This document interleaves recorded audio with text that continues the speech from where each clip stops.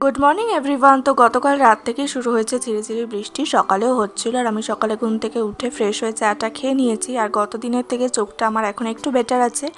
আর এই যে লিপস্টিকটা, এটা আমাকে দিদি গিফট করেছে, তো কালারটা তো আমার কাছে বেশ সুন্দর লেগেছে। তো সকালে ভাত টাত খেয়ে একটা কলা খেয়ে বসে পড়েছিলাম হচ্ছে আমি নারকেল কোড়ানোর জন্য।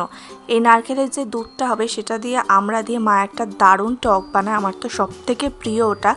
তো এই যে নারকেল কোড়ানো হয়ে গেছে, আরেকটা নারকেল কোড়াতে কোড়াতে ওর খোলটা উঠে চলে এসেছিলো।